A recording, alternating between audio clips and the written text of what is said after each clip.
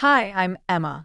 Before I get into what happened at the family barbecue, please make sure to like and subscribe for more stories like this one. It was a warm day, and the backyard buzzed with laughter and the sizzle of burgers on the grill. My husband, Alex, and I were hosting our annual family barbecue at his parents' house. It was one of those gatherings where everyone felt at ease, catching up over cold drinks and home-cooked food. Emma, could you pass the potato salad? Alex called out as he flipped another burger. Sure thing, I replied, weaving through family members sprawled across the lawn and on picnic chairs. Near the grill stood Alex's sister, Karen, hovering slightly apart from the festivities, her presence almost like a shadow. Karen was particular about her personal space, especially here at their parents' home, where she still kept a room despite no longer living there. Hey, Karen, why don't you join us for a game of cornhole? I asked, trying to coax her into the fun. No thanks, Emma. I'm just enjoying the view from my spot, she replied, her eyes briefly meeting mine with a hint of tension in her smile. As the afternoon wore on, the downstairs bathroom became a hot spot, with a constant line forming outside the door. In need of a quick escape, I remembered the less used upstairs bathroom. I excused myself and headed inside, appreciating the brief respite from the crowd. As I made my way upstairs, the house was cooler, the noise from outside muffled by the walls. As I reached the top, I heard faint music coming from Karen's old room, her personal sanctuary. Relieved, I pushed open the bathroom door and stepped inside. The bathroom was decorated with intricate tiles and lush plants, a stark contrast to the simpler one downstairs. After a quick wash, I stepped out, feeling refreshed.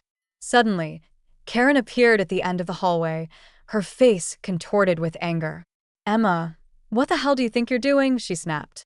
Startled, I replied, I just needed to use the bathroom. The other one was busy, and I thought, this is my bathroom. You have no right to just barge in here whenever you feel like it. Karen interrupted. Karen, it's just a bathroom. I didn't think it would be a problem.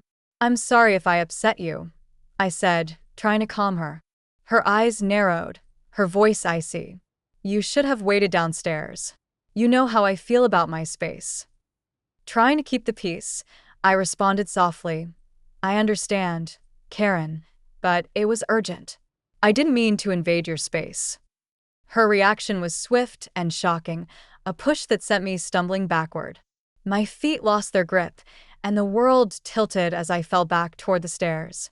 The last thing I remembered before everything went black was the sound of my own scream echoing off the walls. What started as a simple act of using a bathroom quickly escalated into a nightmare. I lay crumpled at the bottom of the stairs, pain radiating through my arm and head as the sounds of the barbecue faded into a distant hum. Karen stood at the top of the stairs, her face a mix of shock and defiance. You pushed her. I saw it. Alex's voice boomed as he rushed to my side, his hands gently checking over me. Karen, what were you thinking? Alex's mom exclaimed from behind, her voice filled with disbelief. It was an accident. She startled me. Karen's voice was shaky, but the edge of anger was still there. An accident? Karen, she's hurt. Alex snapped back, his concern turning into anger as he cradled my head in his lap. I told her not to use my bathroom.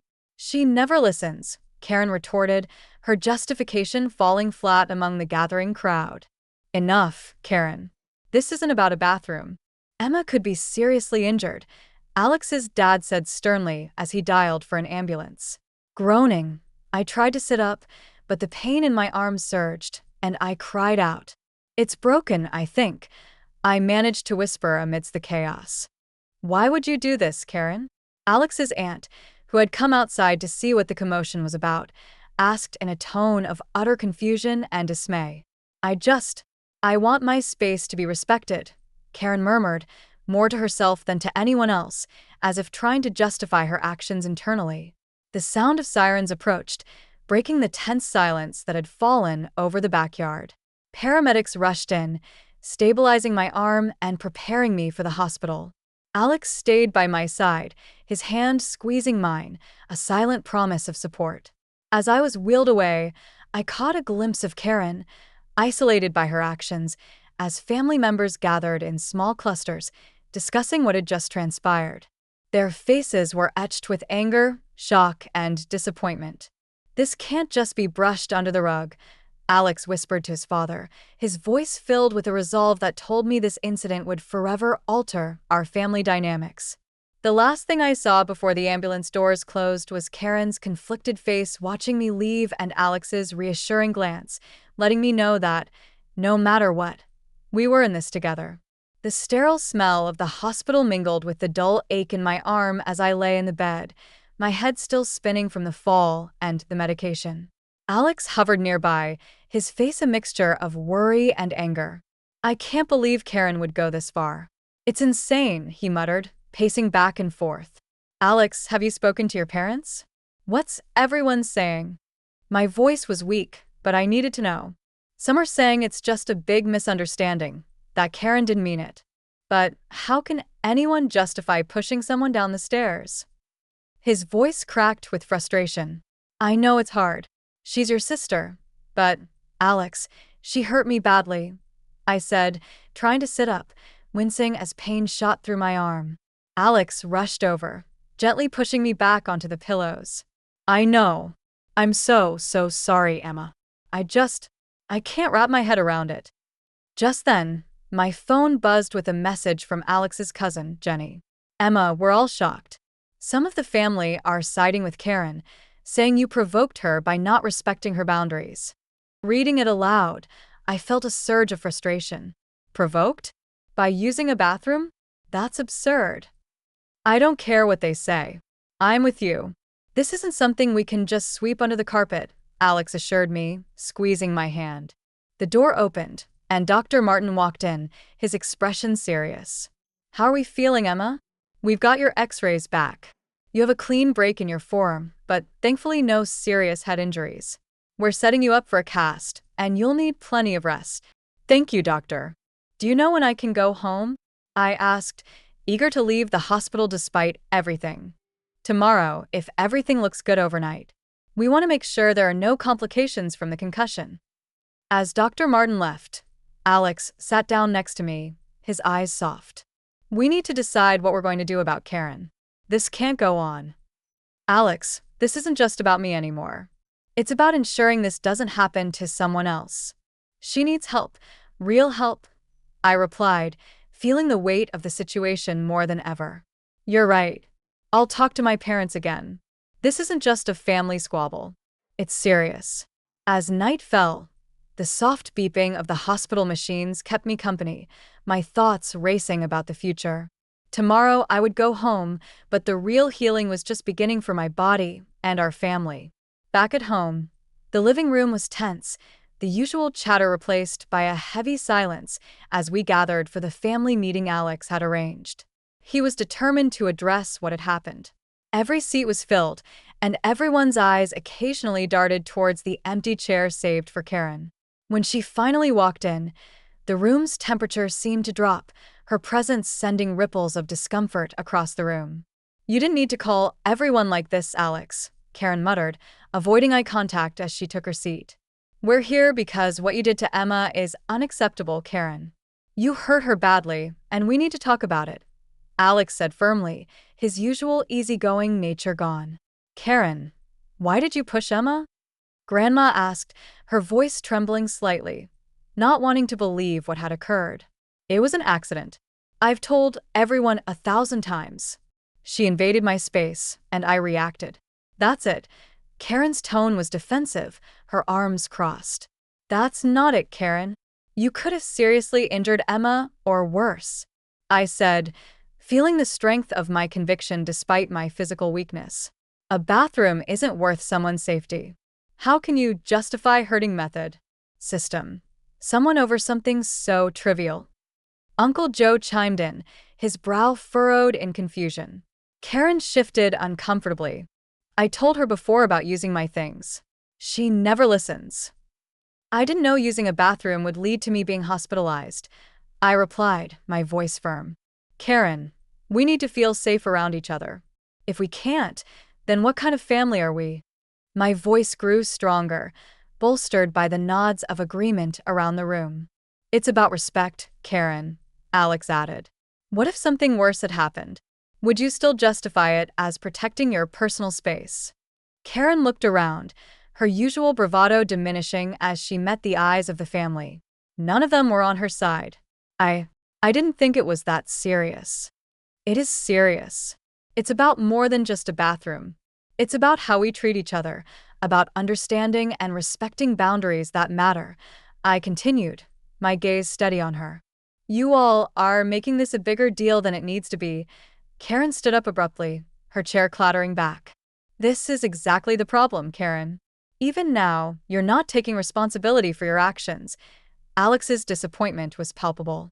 With that, Karen stormed out, the door slamming shut behind her, leaving a resounding echo in the room. The remaining family members exchanged glances, the air filled with a mix of relief and sadness. Alex reached for my hand, giving it a reassuring squeeze. We'll sort this out, Emma. Together, he whispered as the family began to discuss how to heal and move forward, united by a renewed understanding of what truly mattered.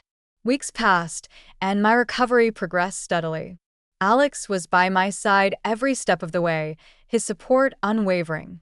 Our bond, forged in the adversity we faced, felt stronger than ever. Conversations about Karen grew sparse, her presence in our lives diminishing as naturally as the autumn leaves fell from the trees. I heard Karen lost her job, Alex mentioned one evening as we sat on our porch, the cool air refreshing. Really? What happened? My curiosity piqued despite my attempts to distance myself from anything related to her. Some sort of altercation at work. It seems her temper got the better of her again. A few of her friends have stepped back too, Alex sighed, the disappointment still lingering in his voice. It's sad, really. I wish it didn't have to come to all this. But maybe it's the wake-up call she needed. I mused, hoping that this might lead Karen to some self-reflection. Yeah, maybe. How are you feeling about everything now? Alex looked at me, his eyes searching for any signs of unresolved pain. Stronger in many ways. It's strange, but facing that kind of betrayal from someone you thought was family, it makes you realize the importance of standing up for yourself. I paused, taking in the quiet around us. And how about us? Alex reached for my hand, his touch warm and comforting. We good, Alex? Better than good. This whole ordeal made me see just how lucky I am to have you, he said with a smile that spread across my face, reflecting the deep-seated peace I felt. As the days turned into weeks, the impact of Karen's actions reverberated through her life, leaving her isolated from those she once held close. It was a harsh reality brought on by her own choices. One afternoon, my mom called. I just wanted to check on you, dear, and to tell you that we've all learned a lot from what happened. It's brought us closer, made us more aware of what's truly important. I feel that too, Mom.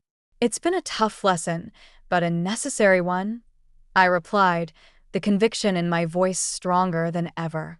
Reflecting on everything, I realized the power of self-respect and the vital importance of boundaries.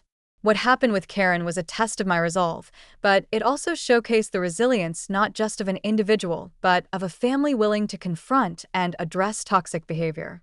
Sitting back, I looked at Alex, feeling an overwhelming sense of gratitude.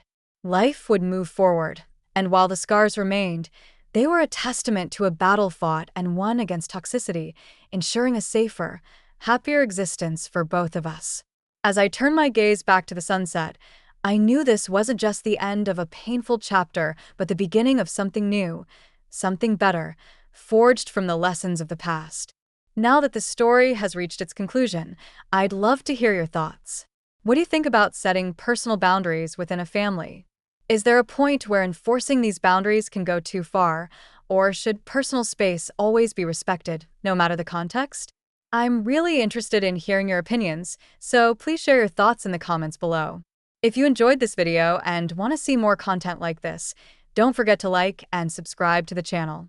Your support means a lot and helps us keep bringing you stories that spark conversation and thought.